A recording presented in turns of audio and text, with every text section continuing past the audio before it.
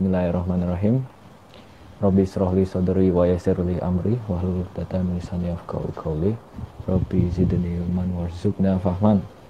Selamat malam semuanya, selamat malam peserta Bang Dame. Ya, alhamdulillah ya, kita kembali lagi ke IG Live Swaguru yang acaranya Self Inquiry and Philosophy. Sebelumnya kan 3 minggu terakhir kita membahas tentang yoga ya. Terus sebelumnya lagi kita membahas tentang prayer. Sekarang kembali lagi Been a Long Time Self Inquiry and Philosophy yang temanya spontan muncul aja gitu. Sorry. Jadi sekarang kita kembali lagi ke Self Inquiry and Philosophy. Dan seperti yang barangkali bagi teman-teman yang sudah pernah mendengarkan IG Live Self Inquiry and Philosophy yang pertama, Self Inquiry itu ya sebenarnya ini IG Live yang bisa dibilang merepresentasikan kurikulum besar Swaguru lah gitu, yakni Self Inquiry dan Philosophy. Self Inquiry adalah sisi sisi ilmu ya, sikap untuk menyelidiki diri sendiri, dan filosofi adalah upaya untuk mensistematisasikannya. Jadi mereka emang makin mantep nih kalau bareng gitu. Dan sebenarnya yang kita bagikan di live IG sebelum-sebelumnya sebenarnya in some sense ya ada unsur self inquiry dan filosofinya gitu. Jadi ada kedua unsur ini. Tapi sekarang di sini kayak lebih fluent, lebih fleksibel, membahas segala hal, problem-problem atau apapun itu dari sudut pandang self-inquiry dan filosofi. Apa maksudnya? Self-inquiry ini mungkin boleh kita elaborasi ulang lagi, atau boleh langsung nonton yang IG live sebelumnya banget lah, yang paling pertama ya, tentang self-inquiry dan filosofi. Tapi mungkin yang bisa aku kasih pengantarnya ya, key pointnya adalah mungkin filosofinya juga gitu, filosofinya penting gitu. Karena apa itu filosofi di sebelumnya sudah kita bahas, tapi mungkin di sini kita bisa lebih mencoba mendalami apa itu filosofi. Ada satu pandangan yang menarik tentang filsafat dari seorang filsuf abad sekarang, kontemporer. Ya, memang seperti yang orang bilang, filsafat kayak nggak ada hubungannya dengan kehidupan gitu loh. Tidak. Ya mungkin karena mereka miss the point. Filsafat bukan untuk solve the problem. Philosophy does not solve the problem, tetapi redefines the problem. Jadi mendefinisikan ulang problemnya. Oke, memang dengan filsafat kadang kita kayaknya makin sulit, tapi justru di situ kita melihat bahwa yang kita sebut sebelumnya sebagai problem ternyata false problem.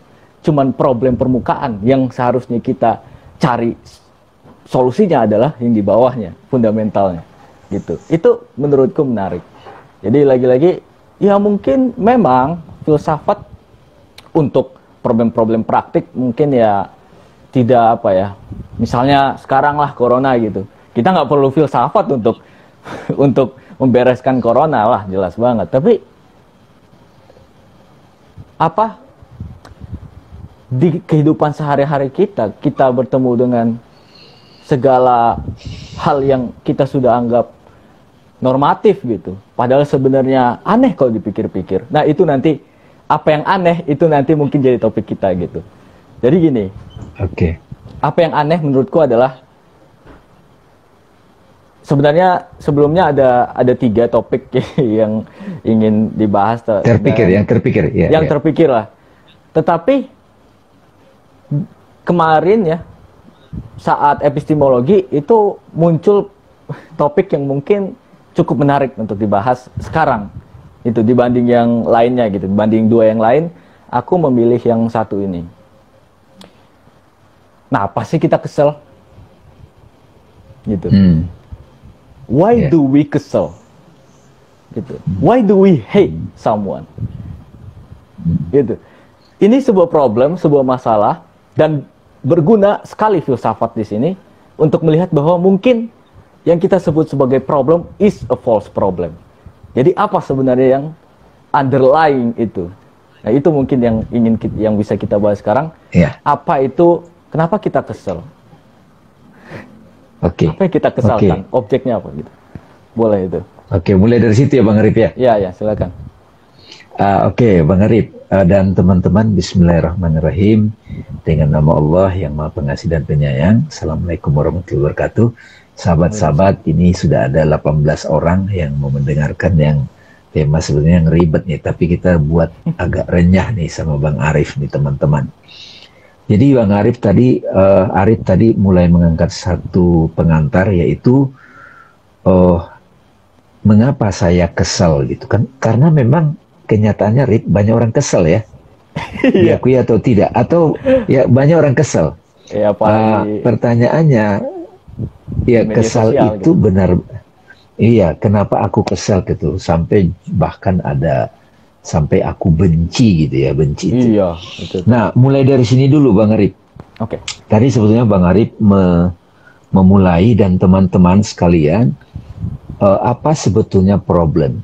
Kalau secara sederhana ada yang sepakat tuh, dan teman-teman hari ini yang dengar dengan santai mungkin sambil nyetir mobil, problem itu sebetulnya ada ekspektasi Rip.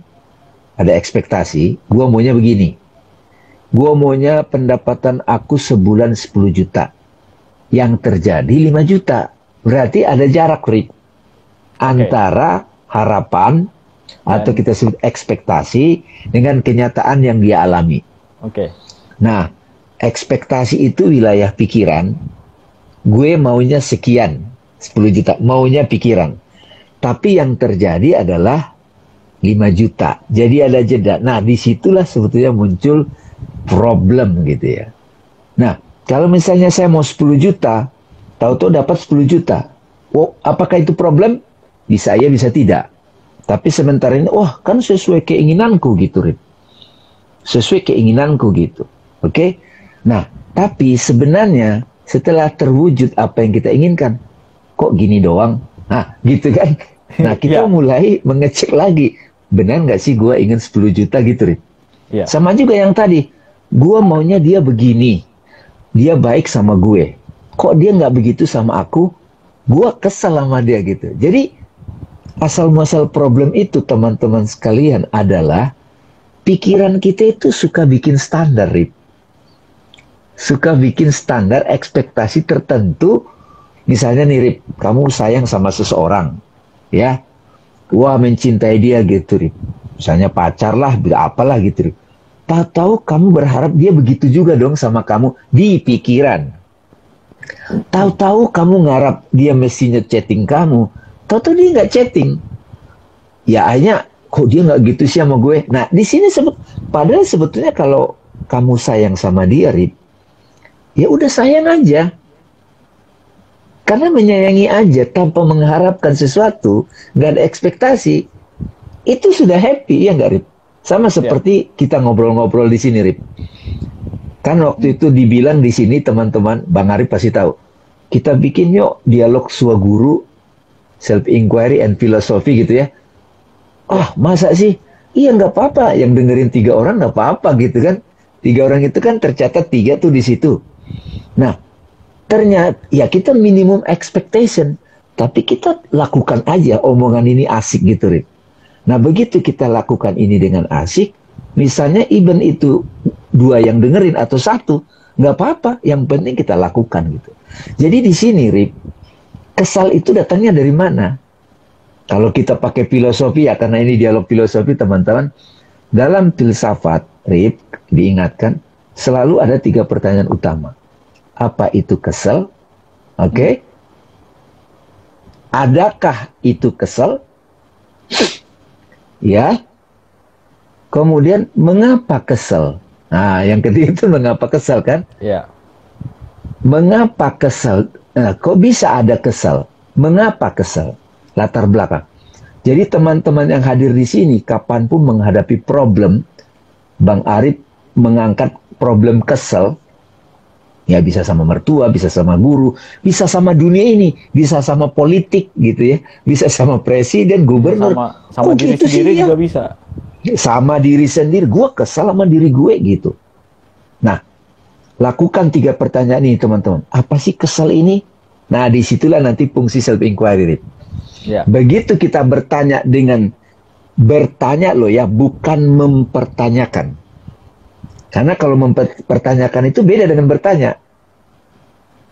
Nah, bertanya itu, nah, mempertanyakan itu ada protes. Iya. Ada agenda, ada protes. Iya. Tapi kalau bertanya dan menyelidiki, itulah self-inquiry.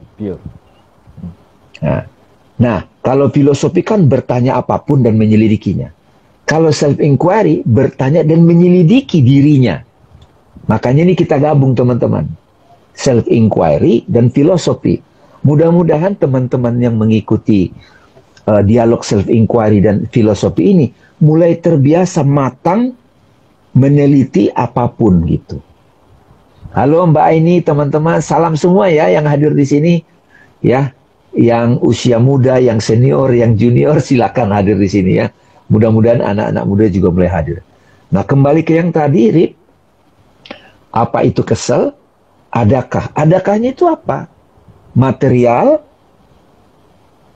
imajinal, Oke, nanti aku maknawi, ya maknawi, atau hakiki gitu. Yang hakiki berarti dia selalu ada di situ, Rip. Itu hakiki. Adanya itu hakiki. Kalau minuman di gelas ini jelas, adanya material.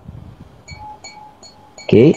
Kalau kita mulai berpikir filosofi, ada maujud material, appearance, indrawi. Setelah saya tutup mata, maka terbayang gelas di benak saya. Terus pikiran saya memberi makna gelas. Itu namanya maknawi. Tapi ada makna partikular juga, tapi ada makna definitif, makna logik. Itu juga makna itu ada 2, Rip. Makna individual atau makna kesepakatan, ada makna hakiki. Ya. Api panas membakar bercahaya, emang begitu. Dia disebut makna hakiki karena korespon dengan kenyataan. Gua kesal sama dia, hakiki apa enggak? Subjektif, Rip. Bisa aja orang itu memang gayanya begitu, si A kesel, yang kedua biasa aja, yang ketiga malah mengerti. Ya. Yang keempat ada lagi, Rip. Wah, itu pembelajaran tuh buat gue, gitu. Jadi orang kesel itu kita lihat sebagai pembelajaran buat gue. Nah, mudah-mudahan Rip, dialog ini yang mendengar juga jadi mulai terbiasa self-inquiry, menyelidiki. Sebenarnya ini lama-lama nanti Rip, ini jadi makrifat, jadi gnosis. Kita menyaksikan, melihat sesuatu apa adanya, as it is. Oke. Bening gitu loh. Misalnya kita ngelihat setan, ya memang setan begitu. Kenapa kita kesel? Setan kan memang diciptaan menggoda, Rip. Iya. Salah sendiri kegoda. Coba kalau kita ngelihat setan apa adanya, Rip, as it is.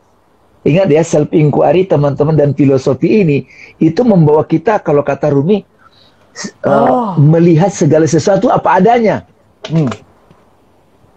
Api itu ketika membakar rumah, kita marah sama api. Emang api begitu, Rip.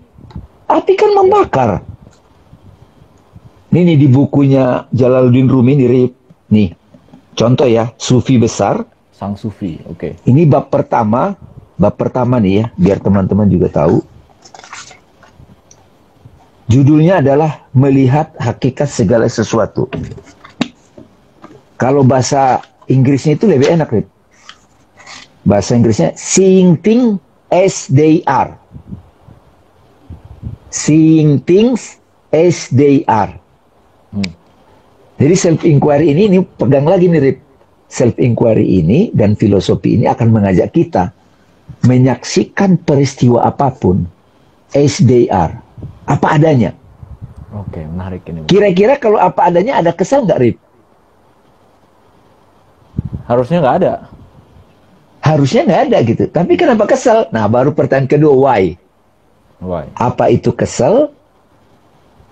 Adakah kesal? Adakah Di mana? adakah kesal itu adanya di mana? Lalu mengapa Kenapa? gitu? Coba kamu mau nambahin, Rip? Iya, ini menarik banget soalnya. Dapat apa kamu di situ? Iya. Soalnya Tapi repot, Rip. Kalau misalnya, sorry, Rip. Oke. Kalau yang dikeselin itu kalau seorang istri suaminya, kalau seorang suami istrinya, kalau seorang anak bapaknya, kalau Ya. seorang besan ya besannya gitu. Ya. Ya, aku nggak mau get Ini into kan- spesifik lah, nggak mau ke spesifik. Iya, iya. Umum ya. Masing-masing Nyimpulin sendiri. ambil aja implikasinya gitu. Kalau emang yang lu keselin adalah sahabat lu pacar lu, ya udah seperti itu. Sini kita bicara Nah, terus umum aja. Sebisa mungkin mengelaborasi ke pengalaman lah. Menurutku yang penting adalah tadi reality as it is, SDR gitu. Misalnya itu. iya. Oke. Aku menyaksikan seseorang yang aku kesal tepat di hadapanku secara material kan. Apa yang dimaksud aku mengetahui dia sebagaimana dirinya gitu. Kalau yang aku lihat itu ya masuk ke pikiranku, apakah yang masuk ke pikiranku adalah sebagaimana apa adanya gitu. Misalnya. Oke. Things Ini pertanyaan SDR bagus. Things SDR itu apa? Pertanyaan bagus. Kan semuanya selalu masuk dari Pertanyaan. pikiran kita kan gitu. Misalnya. Pertanyaannya bagus, Rip. Coba misalnya, Rip, di ruanganmu, situ ada cermin. Oke. Oke, misalnya ada cermin, asumsi ada cermin, teman-teman. Ya. Terus kita ngelihat kita di situ. Arif misalnya baju merah, kamu ngelihat di situ reflection baju merah. Ya.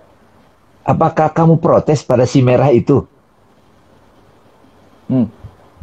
Kan refleksi itu cuma ngasih tahu, bajumu merah loh, udah gitu doang. Ya. Apa artinya ini? Ketika teman-teman ngelihat seseorang nyebelin, bukankah itu yang nyebelin lu? Oke. Oke. Saya diulang ya. Ini penting Iya. nih.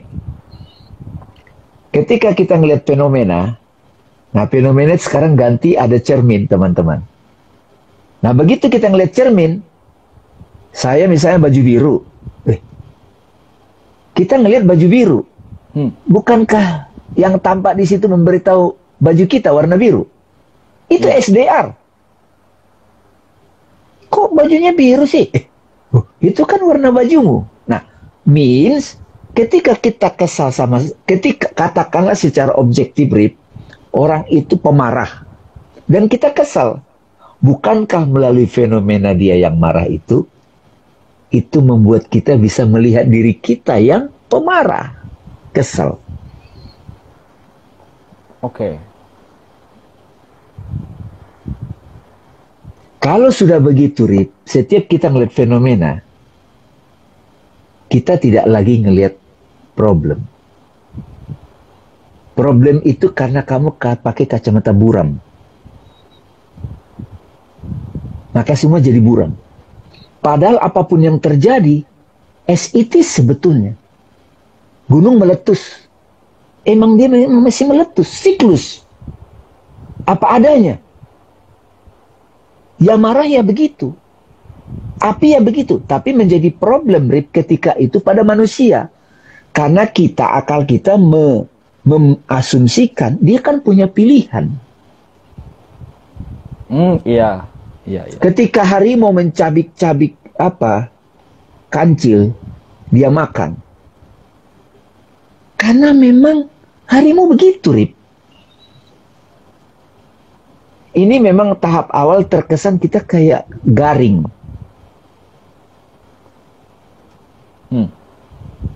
Kalaupun kita merasa sedih, jangan dikembangi lagi, gua sedih. No, sedih ya begitu gitu. Ketika kita merasa, sedih ya gini ya, gitu. Sekali-sekali teman-teman, kalau teman-teman merasa cemburu, merasa kesal, dalam hati amati, tapi don't blame cerminnya, jangan marahin cerminnya. Oke, diulang nih, Rip. Kamu kayaknya belum dapat nih. Hmm. Ketika kamu ngelihat di cermin itu, mukamu belepotan. Oke? Dia kan cuma ngasih tahu, mukamu belepotan. Baru kamu bilang kepada dirimu, Rip, oh begini ya muka belepotan. Gitu loh.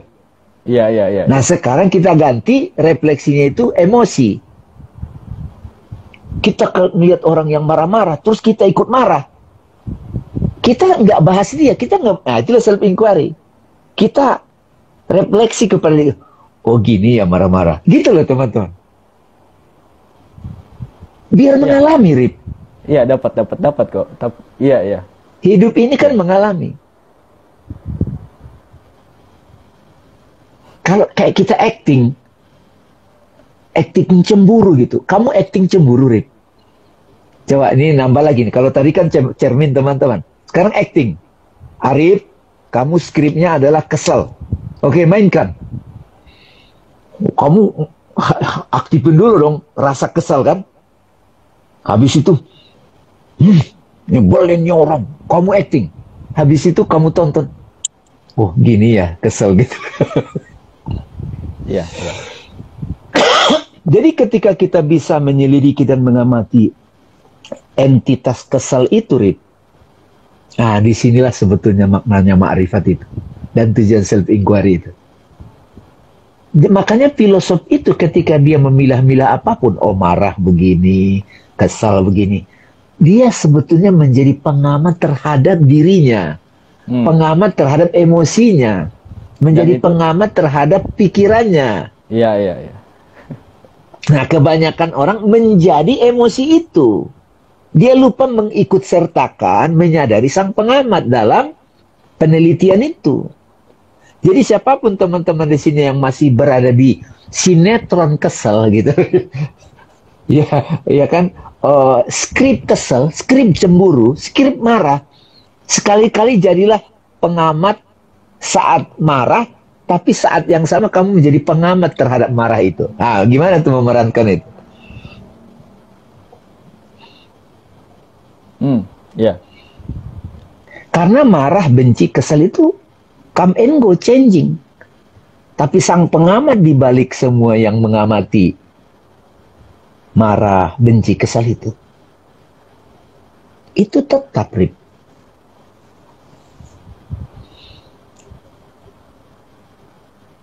Dari pembahasan tema kesel, kita teliti secara filosofis dan juga self-inquiry.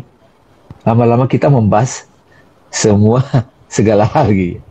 Nah, ini ada yang ngomong nih, dia adalah diriku yang lainnya. Ya, bisa juga.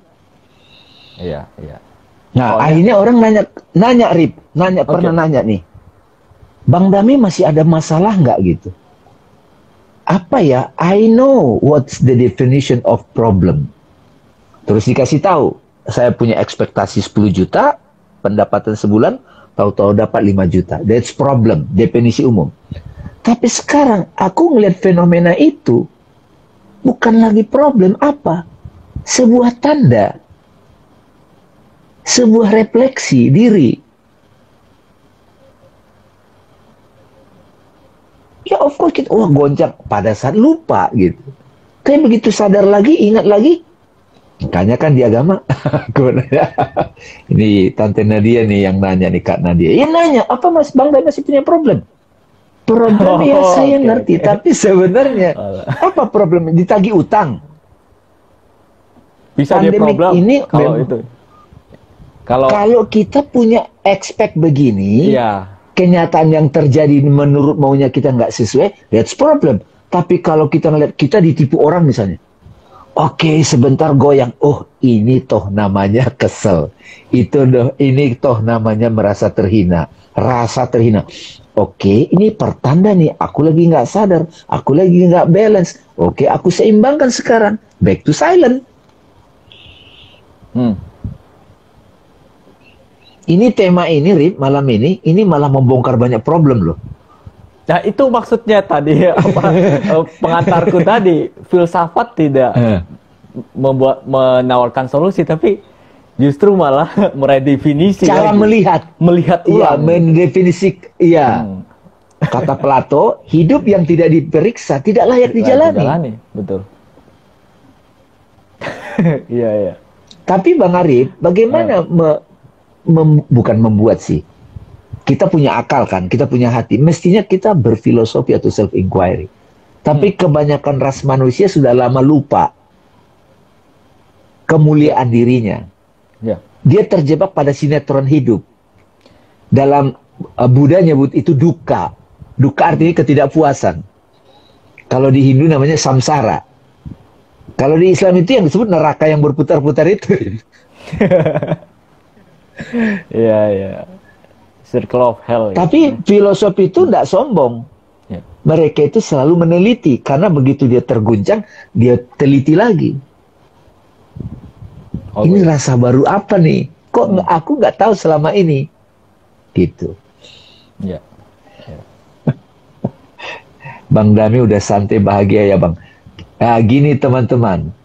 Ketika seseorang mencari bahagia ada di luar, dia akan kecewa teman-teman. Karena tidak ada yang sempurna di luar.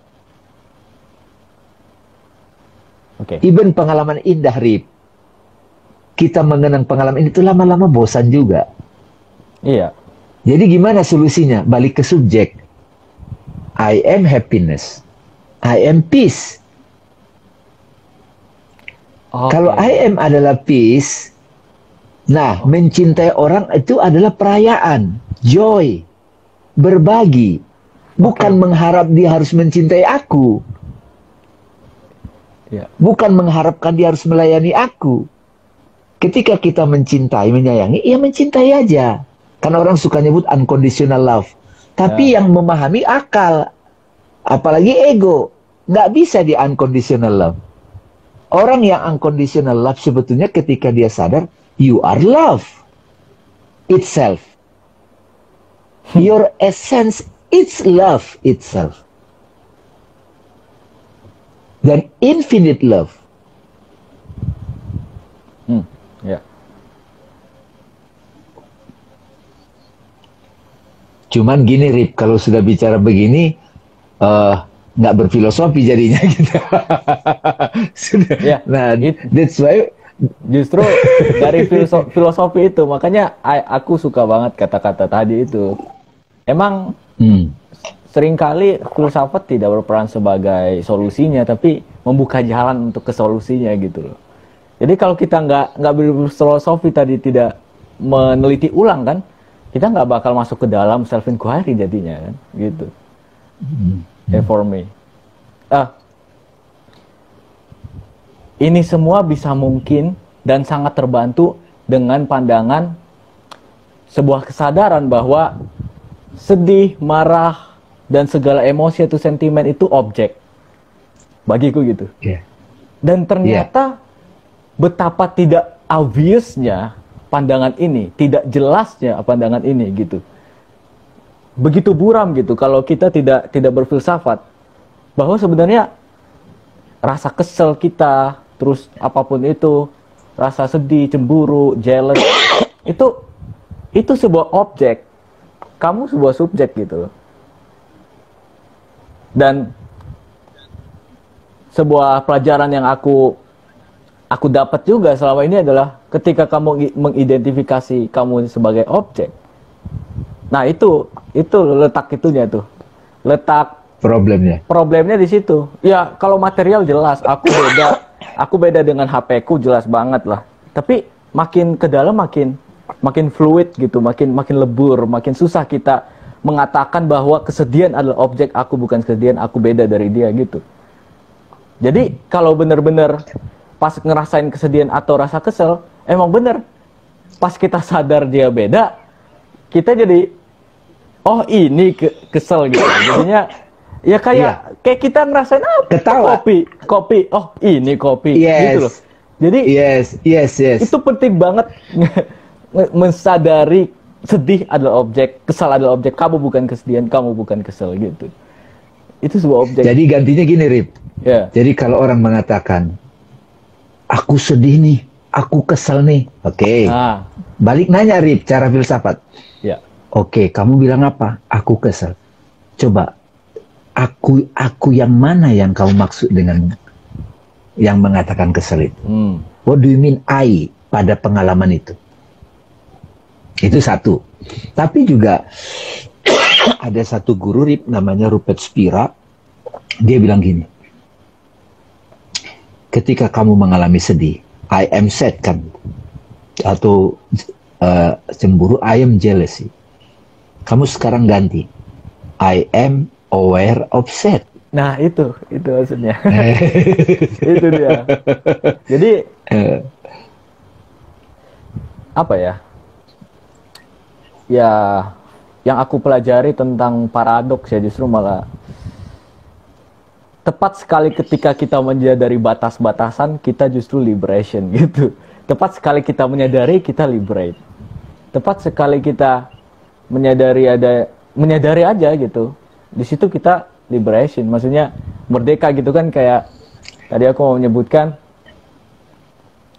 saat aku bisa merasakan mengalami kesadaran bahwa oh ini I'm aware of sad, I'm aware of kesel gitu, itu sebuah kemerdekaan tersendiri karena you go beyond that sad, ya kan? You go beyond that. Yeah. Makanya kita harus melihat dari kacamata drone gitu, dari atas, holistik atau lebih luas lagi. Drone ya. Iya. Kamu menggunakan kata drone sekarang, bukan helikopter view ya. Iya. Siapa sih yang pakai helikopter sekarang? Itu.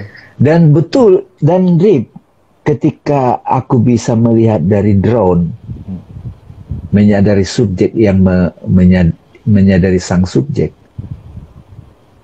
nah ternyata sang kesadaran itu juga menyadari dirinya. Oke. Karena gini ya teman-teman. Nah, ya, terusin.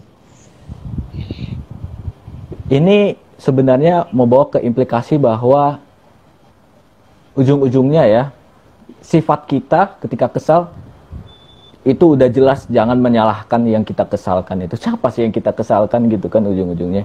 Nah, ini sebuah revolusi paradigma menurutku. Sebenarnya itu kamu yang kamu keselin itu sebenarnya proyeksi dia di dalam benakmu, yang tidak lain hanyalah kamu juga. Itu. Karena dari pengalamanku juga ya, even pas kita kesel, udah ketemu orangnya, masih ada keselnya. Terus sudah terpisah gitu. Kita udah pergi deh ke jalan kita masing-masing. Masih ada keselnya. Jadi bukan dia sebenarnya. Kita yang buat sendiri. Kita yang membuat apa namanya?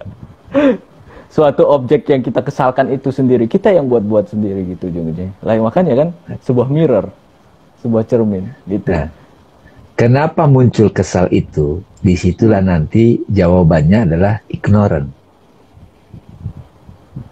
Ketidaksadaran. Makanya kesadaran memerdekakan, menyelamatkan. Menyelamatkan. Nah, ini kalau teman-teman yang mendengar ini bisa ngeh ya, paling tidak ngeh dulu dan mulai melakukan satu praktek self-inquiry dalam kehidupan sehari-hari. Ini sangat membebaskan, dalam arti membuat kita jadi mengerti kenapa kehidupan ini dibuat seperti ini.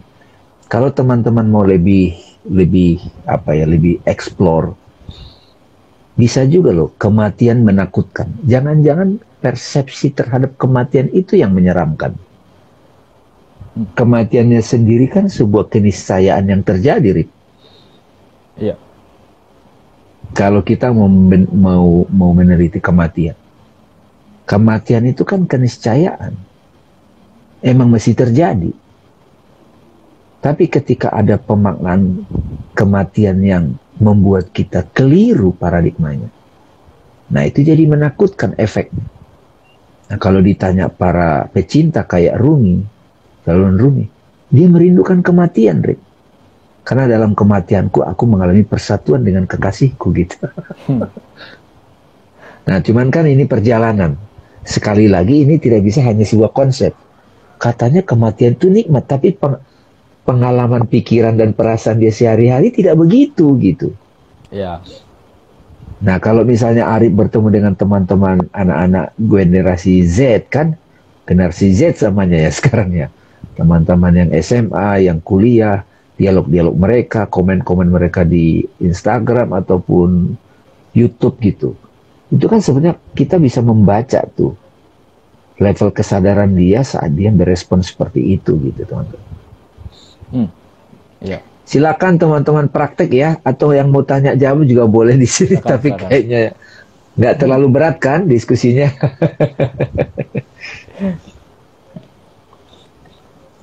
Jadi justru all about perception jadinya yang mengalami. Yes, of course. Jadi apa yang kita sebut selama ini dengan dunia is perception. Aku baru mau ke sini. Ya udahlah, lanjut. Baru mau Ini kesini. tema baru atau gimana nih? Jadi Enggak. world is perception. Beda dengan earth. Dalam beda. bahasa dulu deh. Earth itu adalah bumi. Sementara world itu kan dunia. Dalam bahasa Arab dunia yang dekat. Persepsi sebetulnya. Oh gitu ya. Nah, matahari bulan ini persepsinya siapa? Oke. Iya. Kenapa kita bisa melihat matahari yang sama? Kita nyebut matahari yang sama. Kenapa kita nyebut bulan yang sama? Pelan-pelan ya teman-teman. Kalau misalnya ya, saya punya persepsi pribadi, si A punya persepsi pribadi, si B punya persepsi pribadi. Itu bisa beda-beda. Kita sama-sama ngelihat pertengkaran politik misalnya. Kita punya persepsi masing-masing, pemaknaan. Tapi matahari, kita menganggap, kita melihat yang sama gitu. Dalam arti, matahari, kita nunjuk. Sebetulnya yang mengatakan itu matahari yang sama siapa?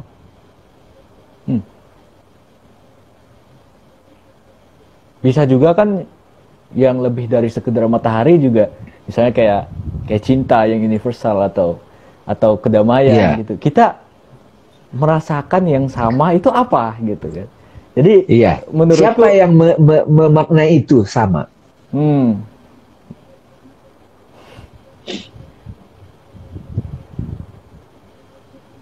Iya. Kalau tadi kan material ini matahari, bumi gitu. Tapi ada yang menarik nih, Rip. Ya. Ini anak Kaspi siapa, Rip? Temanmu? Nggak tahu. Bukan? Ini ada apa namanya?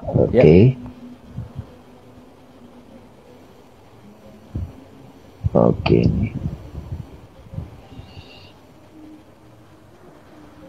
Iya, tadi aku sebenarnya mau bawa ke situ. Bisa nggak dibilang kalau memang yang bikin kita kesel itu adalah tidak lain refleksi diri kita, dan bahkan setelah kita sudah bertemu dengan dia, kita pergi terus menjalani kehidupan masing-masing, masih ada kesel, dan sebenarnya kita melihat ada perbedaan dia dengan yang di pikiran kita, tapi masih ada keselnya. Itu berarti kelihatan banget kita yang buat sendiri kan, kita yang buat sendiri, itu refleksi banget kita. Berarti kita ini selama ini hidup di mana gitu. Ini ada hubungannya dengan pembahasan live IG Swaguru juga tentang imajinasi. Kayaknya sempat juga dikatakan bahwa kita sering hidup di imajinasi sebenarnya. Even media sosial itu sebuah imajinasi. Terus kita bertemu orang sebenarnya imajinasi kita gitu kan. Bisa nggak? Sekarang IG live ini juga imajinasi. Iya. Aku nanya, bisa dibilang begitu? Ya kan? Ternyata rupanya jadi Pak, terusin. Kita cuman collision of dunia-dunia gitu. Kita masuk ke berbagai dunia yang hampir nggak disebabkan oleh yang material gitu. Kita kayak nyari kambing hitam sebenarnya. Kasihan para materi-materi ini gitu. Mereka dikambing hitamkan, bukan mereka sebenarnya penyebabnya gitu. Sebuah dunia yang beyond ternyata penyebabnya, ya gak sih? Betul itu. Jadi menarik itu, Rip. Jadi katakanlah asumsi pertama, aku kesal sama kamu. Si Badu misalnya, si Badu. Oke, terus kita pulang tinggalkan dia, tinggalkan tubuhnya. Tubuhnya kan materi tuh. Terus di rumah kita mikirin si Badu. Gimana nyebelin tuh orang. Payah tuh orang. Gimana sih? Nah, si Badu kan ada di sini nih. Iya. Your perception, imaginal gitu. Oke? Nah, terus begitu kita ketemu dia, apa salah dia kita keselin kan? Iya makanya. Kesalnya itu kan di sini kan gitu sebenarnya. Iya, iya. Nah itulah sebabnya teman-teman, mulailah kalau di filosofi sama self inquiry ini, kita mulai lebih menyadari ada objek material, ya. Tapi juga kita mulai menyadari ada objek imaginal in your benak, ya, di dalam benakmu, di benakmu gitu. Nah, pikiran itu sebetulnya di situ ada aktivitas kesadaran gitu. Tetapi yang suka dilupakan orang adalah kesadaran yang mengamati pikiran itu gitu. Nah, disinilah sebetulnya Vedanta atau mistikus itu lebih fokus kepada menyadari sang subjek. Tapi kebanyakan orang terlena dengan objek yang disadari. Objek persepsi itu gitu kira-kira. Nah, apa yang kamu dapat Rip dari dialog ini Rip? Kalau dalam praktek sehari-hari jadinya? Atau setidaknya kamu jadi kalau nemenin teman-temanmu itu jadi bisa mengajak dia menyadari kan?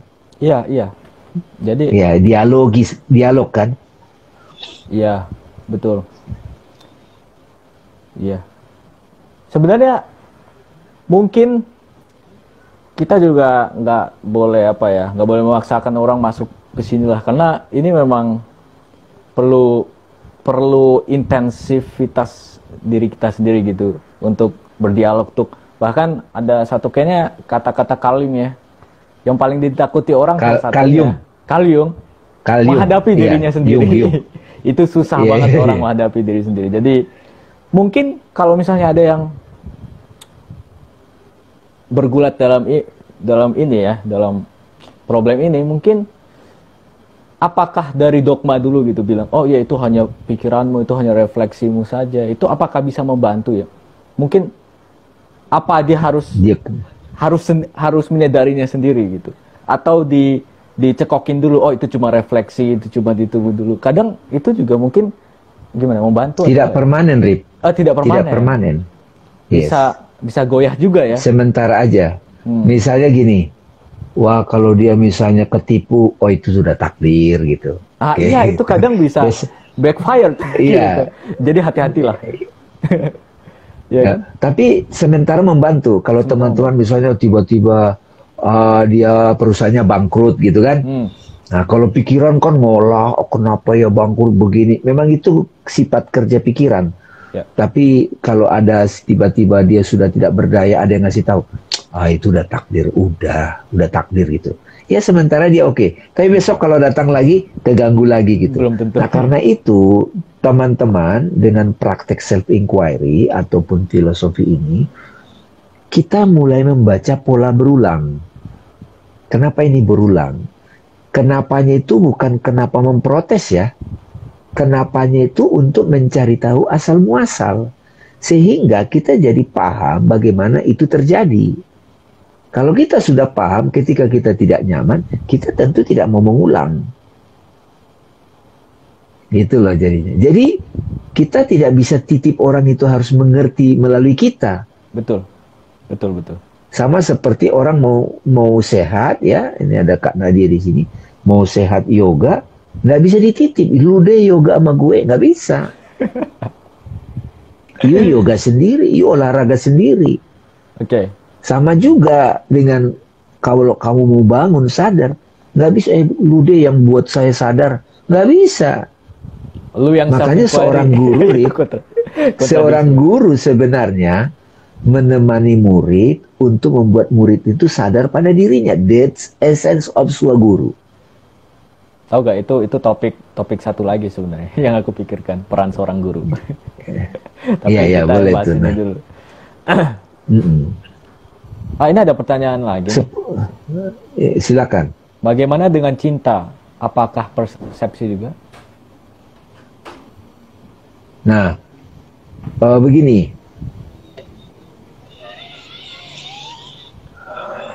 Kalau kita sudah paham teman-teman tentang relasi subjek-objek, karena memang ini kan cara berpikir umum, subjek-objek. yang paling mudah kita akan memahami dari objeknya itu adalah materi, teman-teman. Jadi objeknya itu misalnya saya ngeliat ini gelas nih ya, gelas. Oke. Terus saya menutup mata. Nampak bayangannya di benak kita. Kemudian kita mendefinisikan gelas ini. Oke. Mendefinisikan air itu ada di benak kita. Jadi ada pemaknaan intelektual ada di benak kita. Lalu kemudian teman-teman, cinta. Bagaimana dengan cinta? Nah, selama ini kita menganggap cinta itu adalah pakai subjek objek. I love you. Ada objek yang dicintai, betul? Ya. Ya nggak Bang Arif? Ada objek yang kita cintai. Bunga, bisa orang, bisa tas mahal, misalnya Hermes ataupun Chanel gitu.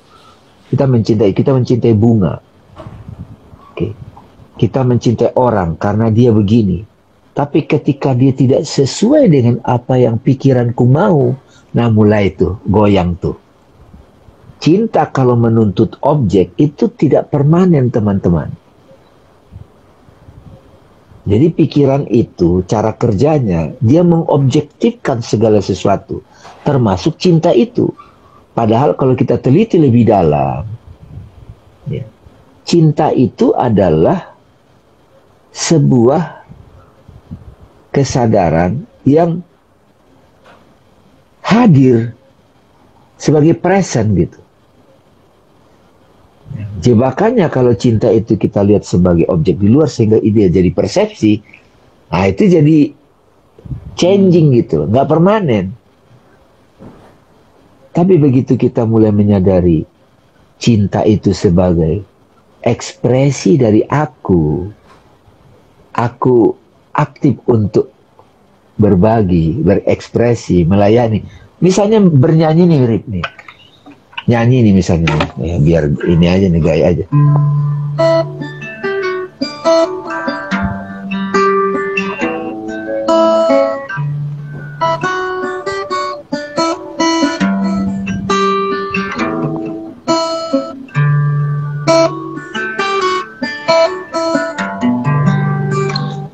Saya melakukannya dengan cinta, melakukan aja.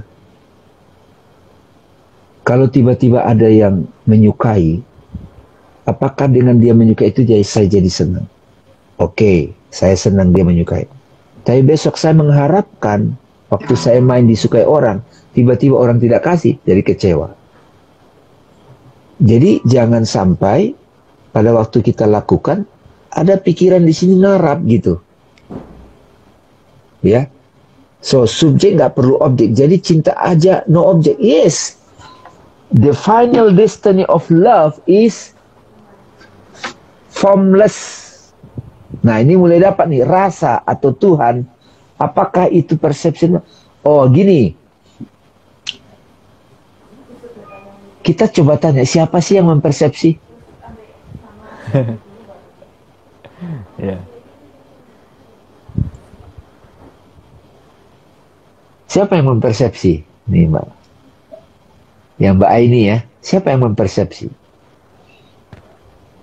Harus gabung epistemologi nih. Iya, dia coba lagi ya. Zoom setiap Rabu guys. Gitu. Nah ketika kita menyadari yang mempersepsi, kesadaran menyadari dirinya. Nah pikiran paksa lagi tuh jadi objek. Emang begitu cara kerja pikiran. Pikiran itu nggak bisa kalau dia nggak mengobjektifkan sesuatu. Kayak gini, di kamar itu ada aras. Misalnya, tahu-tahu dia keluar, Rip. Terus nanya ke Arif, Rip, siapa yang ada di kamar itu? Ada nggak aras di kamar itu? Aku lihat aras tidak ada. Aku lihat aras tidak ada. Aku melihat ketiadaan aras. Gitu kan. Kok bisa tidak ada dilihat? Yang tidak ada kan nggak bisa dilihat gitu. Iya itu. Oh, tapi iya. pikiran kita mau mengobjektifkan tidak ada, Rip. Objectification. Namanya objectification. Nah termasuk Tuhan. Tuhan mau jadi diobjektifkan gitu. Jadi Rip, salah satu cara mengobjektifkan Tuhan, tanda petik, adalah Ka'bah, Rip. Rumahnya. Karena memang pikiran, dia paham, mengenal melalui objek. Ini agak filsafat banget ini. Oke. Jadi pikiran itu begitu sistem kerjanya. Padahal mungkin nggak kira-kira objek itu ada tanpa ada subjek. Yang primer yang mana? Objek apa subjek?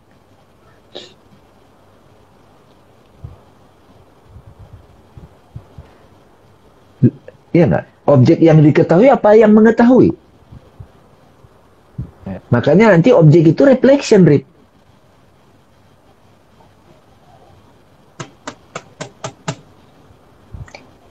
Rada-rada mumet nih kayak. Tapi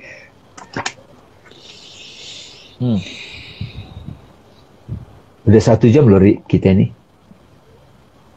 Iya. Nggak terasa. Sudah cukup wrapping. Tapi kesannya udah terjawab kan? Kesan udah terjawab kan? Tapi kita udah jalan-jalan kemana-mana nih teman-teman, muter-muter. Iya. Tapi setidaknya kalau dialog-dialog IG Live ini teman-teman ya, Bang Arif, apa yang kita bahas di sini kita tidak memberi solusi, tapi paling tidak teman-teman jadi punya cara pandang yang berbeda menghadapi apapun. Philosophy. Iya. Perannya filsafat. Jadi bukan mengatasi masalah utang nih sebetulnya nih kan. Jadi apakah filsafat bisa mengatasi utang? Yang tepat adalah filsafat bisa membuat kita cara memahami utang itu dengan betul. tepat. Gitu. Makanya benar. Iya. Karena bahkan how do we perceive the problem bisa menjadi part of problem juga ternyata. Bagaimana kita mempersepsikan sesuatu, masalah yang kita sebut masalah itu ternyata sebuah pendekatan ground yang harus kita teliti lebih lanjut. Apa cuma ini doang gitu, nggak bisa yang lain gitu kan? Atau kita bisa. Tapi bisa dibuat begini juga, Rip. Bisa dibuat begini juga, Rip. Bang Arif tadi ngomong, bagaimana aku mempersepsi masalah itu adalah masalahnya, ya nggak? Iya, bisa. Iya kan? Iya. Itu analogi gampangnya kacamata, teman-teman. Kalau saya pakai kacamata kabur, maka saya ngelihat semuanya jadi kabur. Kalau saya pakai kacamata biru, maka pohon tampak biru. Kalau saya ngelihat semuanya problem, jangan-jangan kacamata ini yang problemnya kita. Dan ironinya kadang kita inilah filsafat. Iya, pakai kacamata inilah biru. Filsafat. Ironinya kita pakai kacamata biru masih pingin cari yang warna kuning gitu. Aduh, ini gimana nih? Ini harusnya kuning, kok bisa begini? Jadi dia mempermasalahkan ilusi gitu loh ya. Problem yang ilusif ternyata. Enggak. Nah, satu lagi contoh terakhir nih teman-teman. Di kamar gelap ada tali. Terus dia raba-raba. Begitu nyentuh tali, ular. Nah, ini dia menyangka itu ular. Kenyataan itu ular. Persip. Bagaimana supaya berubah nih persepsi ini? Ya, harus ada yang bawa cahaya. Nah, berfilsafat, self-inquiry, teman-teman, adalah cara kita untuk melihat dengan cahaya. Sehingga clear, as it is. Ya kan? Api ya api, air ya air. Yang nyebelin ya nyebelin, yang pemarah ya pemarah. Gitu kira-kira. Oke, Bang Arif.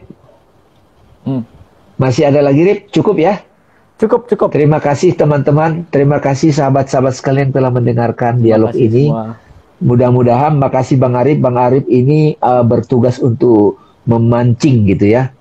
Membuat stimulus supaya kita diskusi jalan-jalan melalui self-inquiry dan filosofi. Makasih teman-teman. Mas Adit Hendro Martowardoyo juga ada di sini. Ya, perception is reality ya Bang. Ya, perception itu berlapis-lapis teman-teman. Sampai kita nanti kita menyadari yang mempersepsi. Nah, itu nanti yang nggak berubah tuh ya. Oke. Itu kira-kira Bang, makasih semuanya. Silakan ditutup dengan closing statement.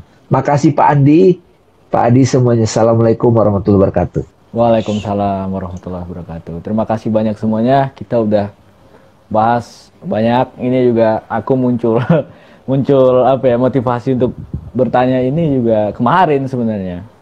Udah ada 2 yang ku siapin, 2 yang keduanya nggak dipakai. Ya udah, karena kupikir ini penting banget ya, revolutionary apalah kalau bisa dibilang, revolutionary paradigm gitu. Jadi yang dua itu apa Bang? Yang 2 itu tadi peran guru dan betapa pentingnya kita harus bertemu guru atau setidaknya kita harus punya kecenderungan mengajar gitu loh. Mengajar itu seru. Jadi itu yang pengen lihat. Terus yang kedua adalah peran silent. Jadi re-understanding silent.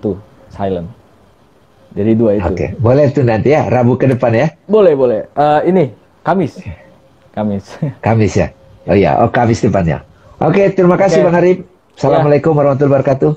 Terus juga teman-teman yang di sini mungkin kalau mau mendalami lagi, mau dengar lebih banyak lagi, bisa ikut Zoom ya, epistemologi. Soalnya ya, Zoom-nya setiap hari Rabu, kasih tahu. Ya, setiap hari Rabu jam 8 malam. Karena tadi seperti yang di akhir itu Bang Dame menjelaskan ada persepsi is reality, tapi persepsi itu sendiri berderajat. Nah, apa aja derajat-derajatnya gitu kan? Itu yang dibahas di epistemologi gitu. Jadi kalau mau mendalaminya bisa ikutan nanti Rabu depan lah. Itu aja. Ya. Oke. Terima kasih. Kayaknya dari itu saya sebagai host itu saja, dan mohon maaf pasti ada kesalahan, ada tutur kata atau ada ngalor ngidur yang sebenarnya nggak perlu, dan mungkin ada yang nyanyi satu lagu dong Rip ya. Boleh nggak satu lagu? Oke, silahkan.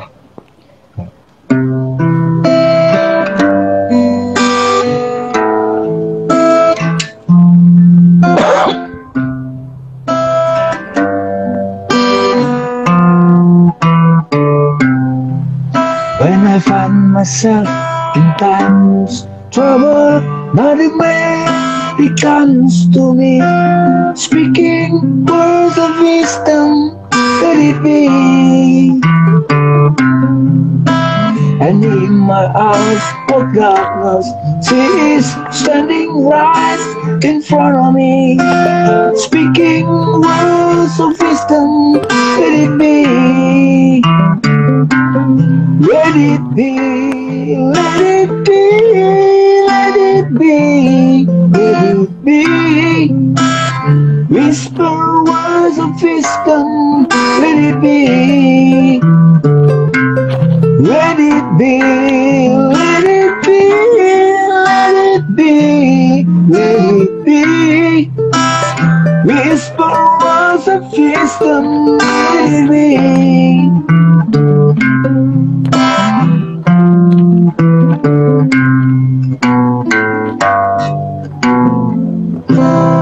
Terima kasih teman-teman. Terima kasih, thank you. Assalamualaikum warahmatullahi wabarakatuh. Let it be, all is well, I love you semuanya. Terima kasih. Okay. Bye-bye.